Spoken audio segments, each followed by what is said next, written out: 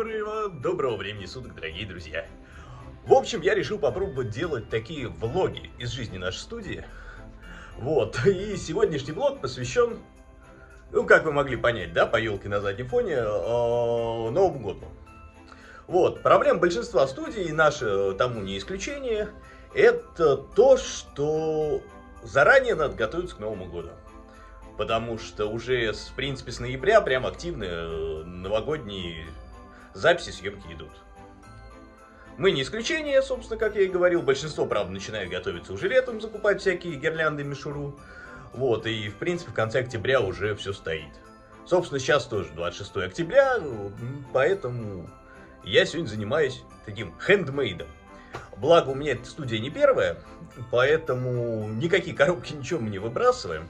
И сейчас из человеческих отходов, коробок и палок я, собственно, делаю камин.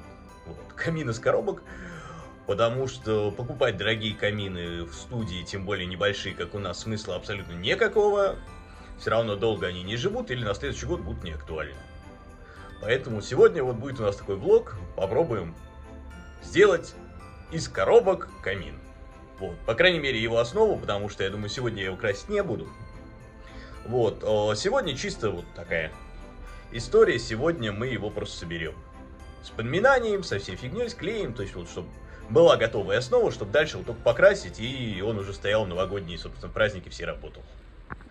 Как я и говорил, когда у тебя не первая студия, ты оставляешь все. Вот эта коробка, например, от нашего зеркала. Вот я в свое время зеркало в студию купил.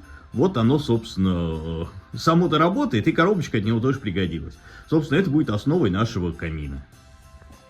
В общем, вот пока у меня идет процесс, я его так называю примеркой. Я его подрезаю весь, первую коробку, пытаюсь вывести форму, такая формовка. И я сразу прикинул деревянную столешницу, которая будет сверху. Ну, потому что всегда хочется как-то это все декорировать. Пока вот получается вот такая шляпа. Ну, прям откровенно пока шляпа, потому что пока оно все не в размер.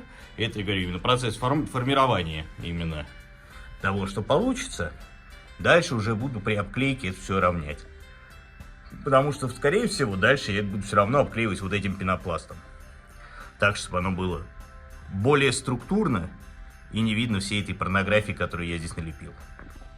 Ну, что я могу вам сказать?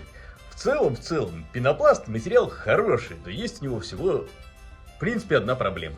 Эта скотина не режется. Ну, как, режется, но это целая эпопея, в общем, что-то вырезать из пенопласта. Он постоянно отваливается, крушится. Но продолжаем, не сдаемся, пытаемся что-то собрать.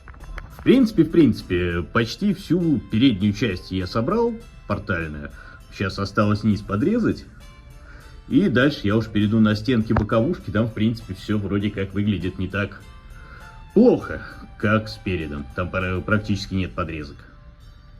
В общем, что мы имеем примерно за 2 часа эротики?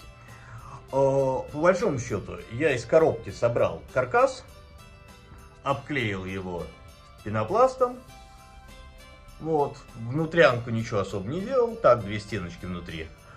Пока так, для эстетики бросил лампочку, вот. Потом ее там, скорее всего, не будет, может, лампу-вспышку засуну. Вот, но в целом конструкция уже жизнеспособная. Дальше ее только декорировать. Вот, но основной каркас уже собран. На это, грубо, ушел где-то часа полтора. Вот. Это при том, что я это делаю без инструкции из интернета, а просто есть коробка и давай ее крутить. Вот. Если что, это не какая-то религиозная символика, это просто так обклеена эта коробка внутри. Вот. Никаких посылов. А то сейчас модно на всех бросаться, что и искать то, чего нет. Вот. Предупреждаю, вопроса нет, это просто скотч. Вот. И опять же, скотч какой был? Ну вот был у меня черный скотч. Увы, ах. Вот. Не знаю, на этом, наверное, выпуск-то закончится. И в следующем уже выпуске вместе с Германом мы попробуем, собственно, задекорировать все это чудо.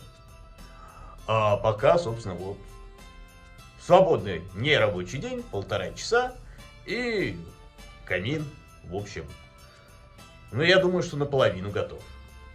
Ну, на этом, собственно, все. Подписывайтесь, ставьте лайки, вне зависимости от той платформы, на которой этот ролик смотрите именно вы. В любом случае, всегда подписки и лайки, они полезны, они продвигают видео и показывают любому автору, что его ролики вообще хоть кому-то, кроме него самого, интересны. Вот такая история. На этом все и пока-пока.